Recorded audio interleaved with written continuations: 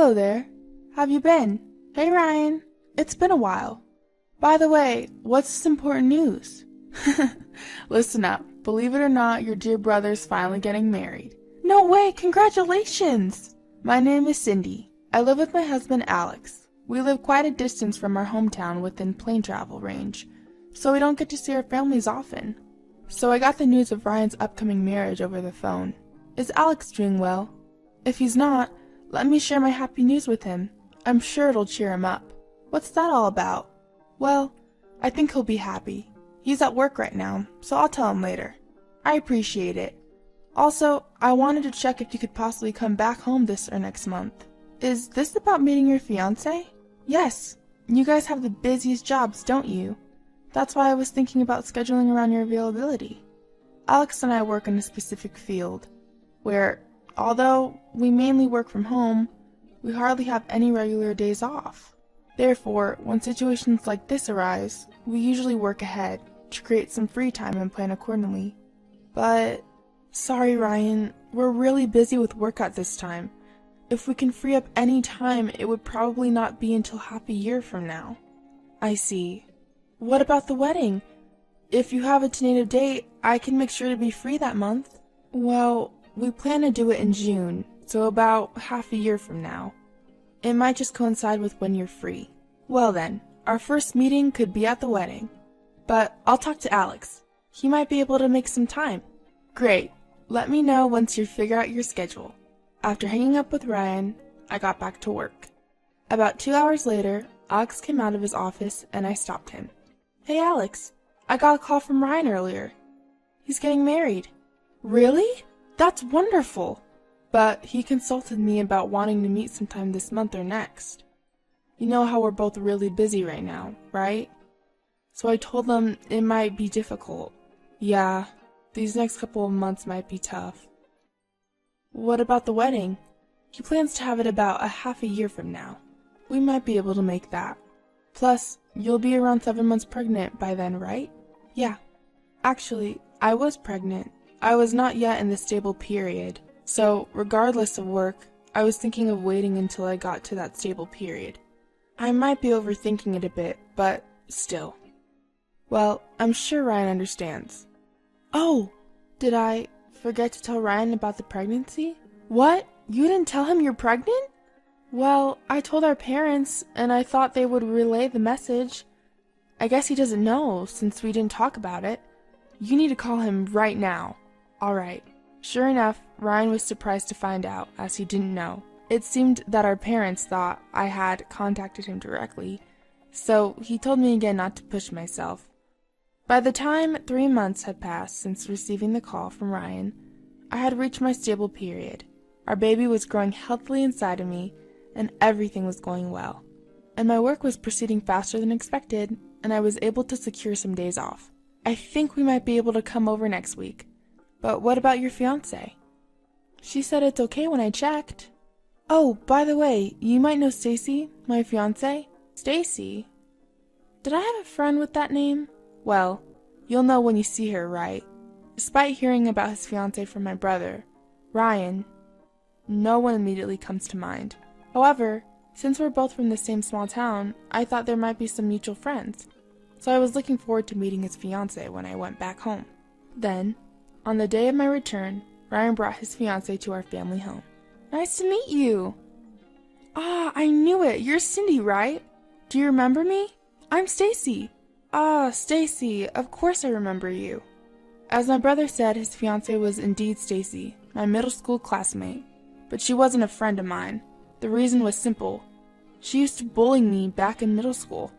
She did unspeakable things a lot. Cindy, what's wrong? No, it's just surprising to see you after such a long time. You haven't changed at all. You're still cute. Stacy then turned her smile towards me, and then her gaze moved to my belly. By the way, you're pregnant, aren't you? Congratulations! Can I touch your belly? Yeah? Stacy gently stroked my belly. I suddenly felt a chill run down my spine. Sensing my discomfort, Alex asked, Are you okay? Do you feel unwell? Why don't you lie down a bit? Are you okay? Yeah, sorry, I'll go lie down for a bit. I stood up and went to lie down on the bed upstairs. After about half an hour, I felt a bit better, so I decided to go back to the living room. There, I heard Stacy talking about me. Cindy was so cute in middle school, and she was really popular. She was popular? Alex will be jealous. Please stop it, Bill. I don't care about the past. But I'm glad Cindy is Ryan's sister. It's refreshing to have a classmate become a relative. The living room had a great atmosphere, but just hearing Stacy's voice made me irritated. Maybe I should just spill everything. Like the fact that I was never called cute, and what they used to call me back then.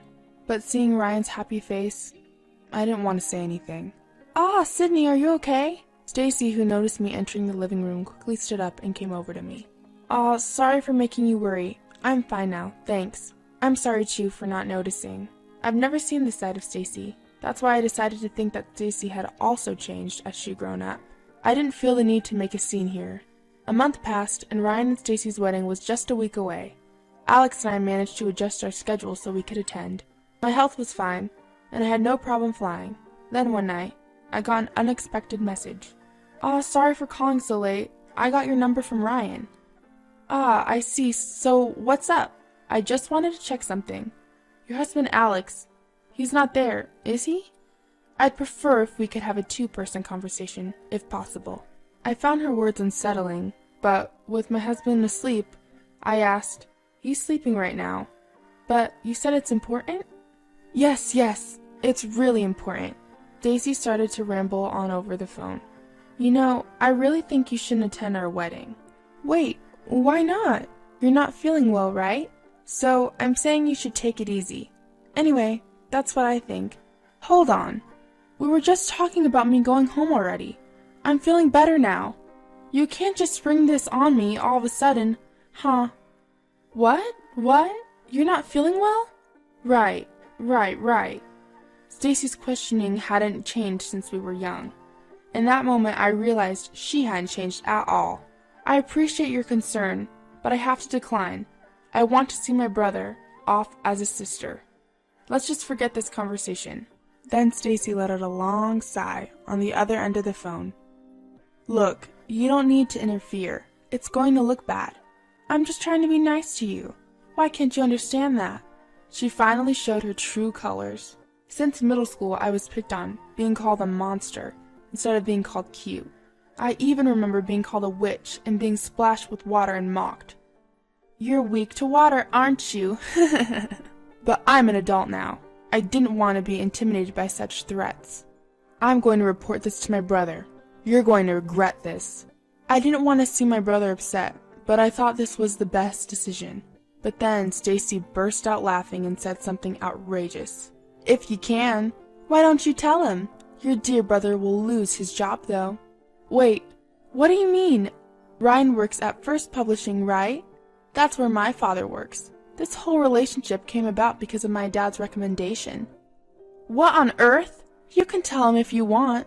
Just be ready for him to lose his fiancée and his job. What are you going to do? I understand. I'll accept your terms. I had no choice, but instead of accepting the condition that I won't attend the wedding, I made a proposal. But I want to go home. If I suddenly say I'm not feeling well and can't come, it will look suspicious, and I want to congratulate my brother properly. That's okay, right? Well, you do have a point. Your husband is handsome, so it's more natural if he attends. Alright, you have my permission. Who does she think she is? I held back my indication and hung up the phone. At 11 o'clock at night, I quietly sobbed. From the next day on, I masked my sadness so as not to show Alex.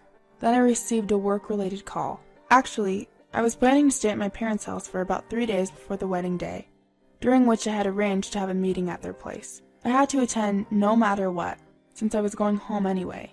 And so, I returned to my parents' house the day before the wedding, and the day finally came. On the wedding day, I was at the wedding venue. Alex went to use the restroom, and I entered the venue slowly. Suddenly, "Hey, you! Why are you here?" Stacy approached me at the entrance of the wedding venue and whispered to me. She approached to me so as not to be noticed by others and whispered in my ear, "We didn't prepare a seat for the monster. Go home." at the moment when I thought her cruel whisper wasn't heard by anyone. "Teacher, thank you for coming to my daughter's wedding today."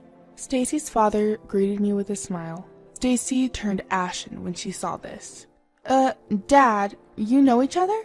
"Hey, Stacy, never mind that. What are you doing here? It's disgraceful for you to be here in your dress before the ceremony." I just peeped and saw Cindy was here, so..." "I'm sorry about my daughter. She can be a bit unsettled.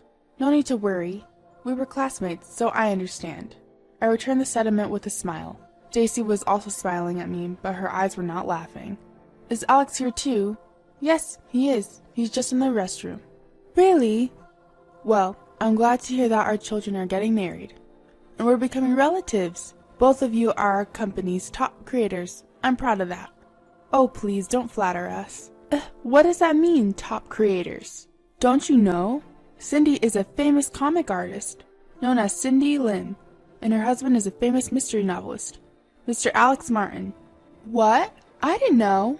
"We as a couple are thriving as creators. Unfortunately, we have so much work that it's hard to take days off." Stacy, understanding the situation and the relationship with her father, turned her gaze toward me and beamed. "No way! You should have told me sooner. This is news to me. Anyway, wait in the lounge. Did you check in? I'm so happy to become your relative today. Take care of yourself. If anything happens during the ceremony, tell me right away, okay? See you later." Stacy spoke quickly and tried to leave the place as if escaping. However, I had no intention of attending this wedding. The reason being, Alex and I were planning to cancel at the last minute. I took out the voice recorder hanging from my neck and played it. "We didn't prepare a seat for a monster. Go home." I played it over and over again, stopping it, rewinding it, and playing it again. "What? What is this?" "I'm sorry, but your daughter said this, so we will be absent." Stacy stopped in her tracks at this and gave a bitter smile. "What? What is that? That's not my voice." The voice recorders these days are handy, aren't they? They can even display when and where they were recorded. "Hey, what does this mean?" Stacy's father, his face turning red, confronted Stacy. Stacy continued to deny in a teary voice. "But even if you say there's no evidence or not, I've been called a monster by your daughter, and have been treated badly since middle school. Because of this, I will also be missing tomorrow's project." "Wait a minute, isn't tomorrow an important joint project meeting? It's a major project that will decide the fate of our company. Already, the ads are running everywhere. If the project disappears, it'll be disastrous." "Yes, I know, but I will also be absent." Alex came to my side and moved the conversation forward. "No way, can't you do something?" "Well, actually, your daughter was calling my wife in the middle of the night, saying something that was almost threatening, so I won't forgive anyone who makes my wife suffer. And now that Stacy's taken her brother hostage, I suggested to my wife that it would be best for us to do this." "What?" "Stacy, what have you done?" "It's not true. Dad, it's a misunderstanding." "There's no way it's a misunderstanding." Ryan came out of the dressing room. His expression was stern, showing his anger. Stacy rushed to Ryan with tearful eyes. "It's not true, it's not true, I didn't do anything." But Ryan took out his smartphone and showed a video. In it, Stacy was recorded saying, "Why did she come, despite being a monster? I'll kick her out," and running from the dressing room on the second floor. "My buddy happened to be filming you when you came out in your wedding dress. You can't deny it now, can you?" Stacy collapsed. "I'm truly sorry. I didn't realize at all. I'm the one who should apologize. It's okay. You did nothing wrong. And thanks, Alex. We'll have to call off today, so you can go home ahead of us." Being told this by my brother, I returned home with Alex. Of course, the wedding was canceled. In the evening, Stacy's parents came to apologize, bringing Stacy with them. Naturally, because my brother was involved, the project is to be continued as expected. Work is work. I always thought personal matters didn't matter, and then Stacy was disowned by her parents. The punishment for using her father's name to scrape the project was severe, they said. Originally, Stacy had secured a contract job through her father's connections, but she resigned after receiving cold treatment, and she's now job hunting. Of course, she has to pay for the wedding cancellation fees and compensation, so she's scraping by with a part-time job now. Meanwhile, my brother continues to enjoy his work. He said he was done with marriage, but half a year later, I got a proud text that he'd fallen in love with my assistant. Of course, she's a really nice person, but as a sister, I'm a bit taken aback by his quick turnaround. Well, as long as he's happy, that's all that matters.